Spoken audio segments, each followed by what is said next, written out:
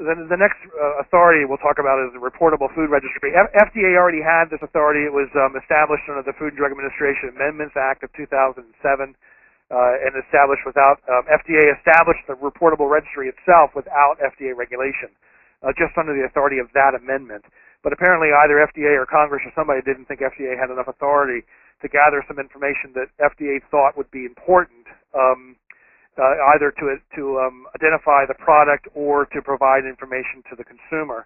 So under FSMA now, FDA has the authority to require the responsible party to submit consumer-oriented information regarding a reportable food. So not just information that maybe FDA would use to identify something, but consumer-oriented information, which might include the things listed there: description of the food, the affected products identification code, contact information for the firm, and any other information FDA would deem necessary to help the consumer identify the food.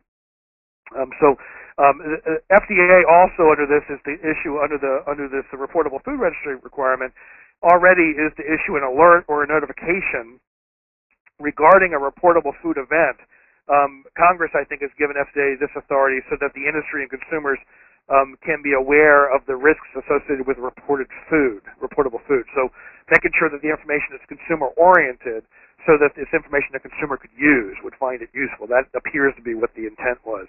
The FDA's alerts and notifications would eventually then have that kind of information for consumers also. This has to happen within 18 months after enactment or July 4th, 2012. There's no mandate for regulation here. They can do this as they did before, just with guidance, which is probably what they would do.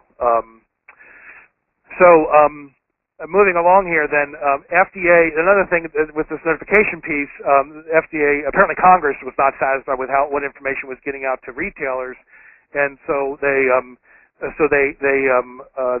mandated this additional requirement that FDA provide a standardized one-page summary of the reportable food event and the food and publish it on the Internet.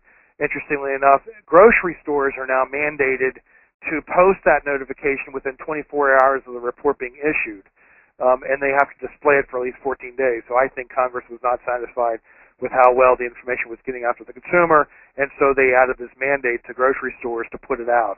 And then FDA has to establish this additional reportable food system that allows this information to get out adequately on the Internet and then to the grocery stores not later than the 18 months, July 4th, 2012. So that gives you a sense about Congress, I think, feeling like it's one thing to have FDA conscious of and paying attention to these reportable food events that are coming in, but apparently they didn't feel that the consumer, who they think should know, was getting the information. And if they were getting it, Congress apparently feels that they weren't getting information they could use. So that will give you a sense as to where that's going to go. Anybody who's had a reportable food event will know that the system FDA uses is extremely cumbersome to report the food. They presume a lot of things about how industry works and how food moves from one place to another, and the kinds of records that a company might keep in order to report. This, I think, is just going to probably make it a little more complicated because FDA now will be deciding what they think a consumer would like to know, and FDA will probably get that wrong. But probably not the kind of thing that you'd be able to challenge so successfully.